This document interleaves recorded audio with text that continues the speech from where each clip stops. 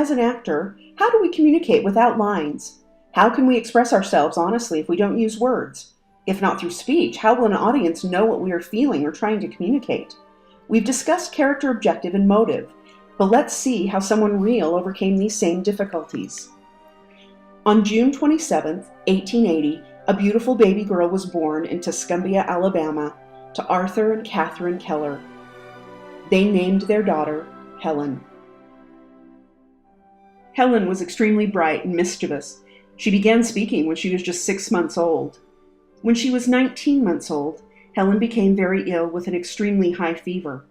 Although she recovered within a few days after the fever broke, Helen's mother noticed that her daughter didn't show any reaction when the dinner bell was rung, or when a hand was waved in front of her face. At only 19 months old, Helen Keller had lost both her sight and hearing and was mute. By the time Helen was 7 years old, she had been so spoiled and pitied that she had become a wild, raging creature. Many specialists were consulted, including Alexander Graham Bell, who was at the time working with other deaf children. Finally, they were directed to the Perkins Institute for the Blind in Massachusetts. There they found Miss Annie Sullivan, a recent graduate herself from the Institute, and trained to work not only with blind students, but deaf students also.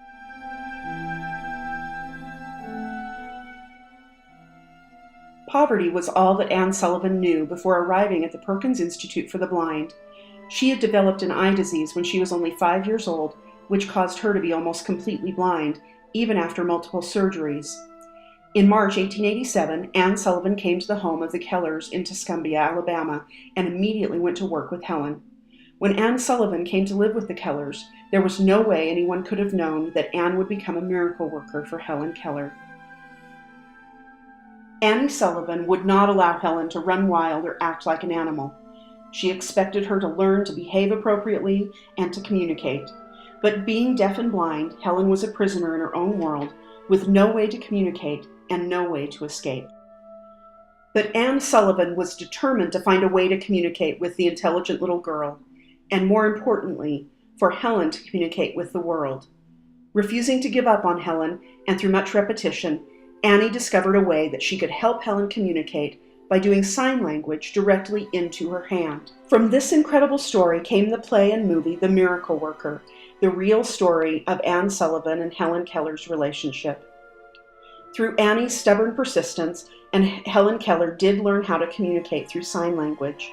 She learned to read Braille and was a voracious reader and gifted writer.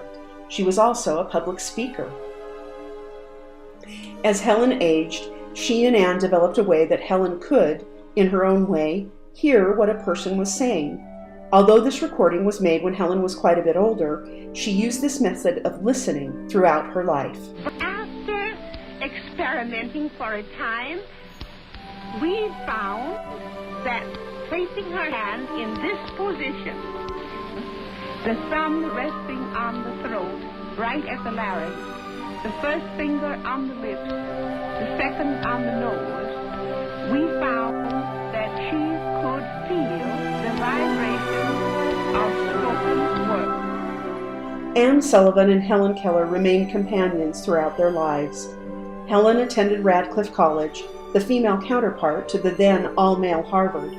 Anne Sullivan attended with her. As Helen became world-renowned, Anne was constantly at her side, assisting her to communicate, understand, and speak for her when necessary.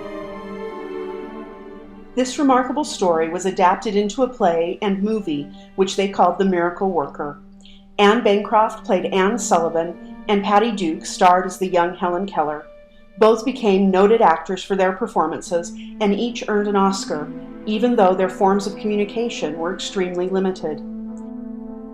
How do actors communicate without words? Young Patty Duke found out from Helen Keller herself. Most of us will never be that lucky. But through careful research, characterization, motivation, and sensory and emotional recall, you can create a character that has extreme depth, no matter how restricted your communication may be.